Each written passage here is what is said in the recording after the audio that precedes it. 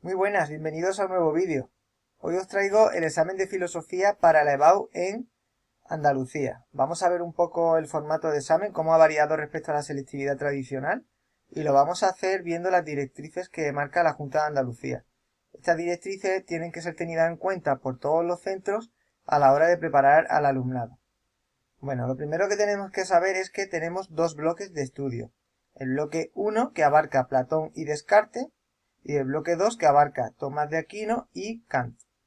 Por tanto, tenemos que tener claro que hay que saberse uno de los dos bloques, ¿vale? Si os estudiáis el bloque número 1, pues os va a caer el comentario de texto de la opción A. Si os estudiáis el bloque número 2, el comentario de texto será la opción B. En la opción A tenemos, por ejemplo, aquí un texto de Descartes. La modalidad o el formato de preguntas del comentario de texto es bastante parecido a la selectividad tradicional. Primero tenemos el contexto filosófico-cultural, donde tenemos que hablar sobre las corrientes filosóficas y culturales de la época del autor del texto, en este caso es Descartes. Luego tenemos la pregunta número 2, donde tenemos que identificar las ideas principales, es decir, señalarlas y comentarlas. Y luego tenemos que, en la pregunta número 3, justificar las ideas desde la posición filosófica del autor. Es decir, poner toda su teoría filosófica respecto a las ideas que se defiende en el texto, ¿vale? Luego, en la pregunta número 4, tenemos que hacer una comparación entre el tema o el autor y un autor de época contemporánea. Un filósofo contemporáneo, como por ejemplo Ortega y Gasset, Nietzsche, Rawls o cualquier otro de referencia que se estudie en segundo de bachillerato. Pero principalmente yo no me complicaría y me estudiaría a Ortega y Gasset, a Rawls y a Nietzsche para poder hacer comparaciones.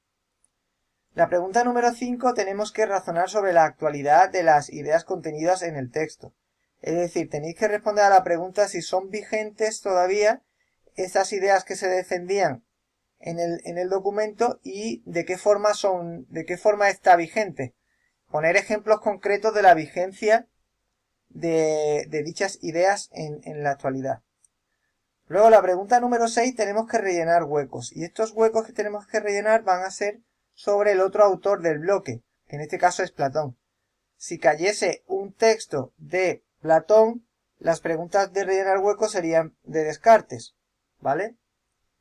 Luego en la opción B tenemos el mismo formato de examen, pero con otros autores diferentes. Tenemos o bien un texto de Kant o bien un texto de Santo Tomás.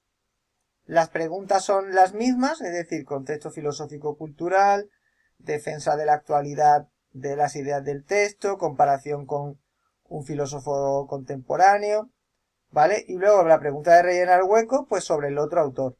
Si cae el texto de Kant, como tenemos aquí, pues tendremos que rellenar huecos sobre el autor de Tomás de Aquino, ¿vale?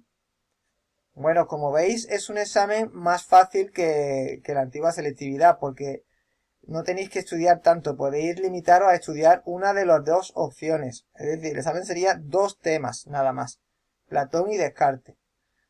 Lo que tenéis que hacer es llevar muy bien un bloque, hacer prácticas de comentario de texto, sobre todo de diferentes fragmentos, o sobre todo que os digan cuáles son los fragmentos más significativos de la obra de Platón La República, de Descartes El discurso del método. Es decir, tenéis que seleccionar fragmentos muy significativos y hacer comentarios siguiendo el modelo o formato de examen.